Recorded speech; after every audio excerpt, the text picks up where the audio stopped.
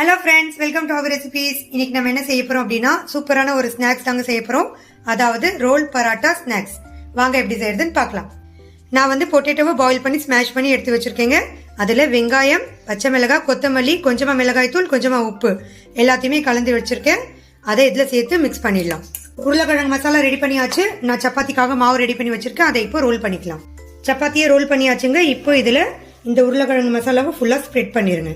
சப்பாத்தி ஃபுல்லா உருளைக்கிழங்கு மசாலாவை ஸ்ப்ரெட் பண்ணியாச்சுங்க. அதுக்கு மேல கொஞ்சமா சீஸை ஸ்ப்ரெட் பண்ணி விட்டுக்கோங்க. சீஸை நல்லா ஸ்ப்ரெட் பண்ணியாச்சுங்க. இப்போ இந்த சப்பாத்தியை இந்த மாதிரி ரோல் பண்ணிக்கலாம். இப்போ இதை இந்த அளவுக்கு கட் பண்ணிக்கோங்க. இந்த பீசஸை அப்படியே எடுத்து இந்த மாதிரி கையை வச்சு பிரஸ் பண்ணி ரவுண்ட் ஷேப்க்கு கொண்டு வாங்க. எல்லாத்தையும் இந்த மாதிரி ரவுண்ட் ஷேப்ல ரோல் பண்ணிக்கிட்டேன். இப்போ ஒரு பேன் வச்சு ஆன் பண்ணிக்கிட்டேங்க. கொஞ்சமா ஆயில் சேர்த்துட்டு இதை ரெண்டு சைடுமே ஃப்ரை பண்ணி எடுத்துருங்க. இங்க பாருங்க ஃப்ரெண்ட்ஸ், நம்மளோட சூப்பரான ரோல் பராட்டா ஸ்நாக்ஸ் வந்து சூப்பரா ரெடி ஆயிடுச்சுங்க.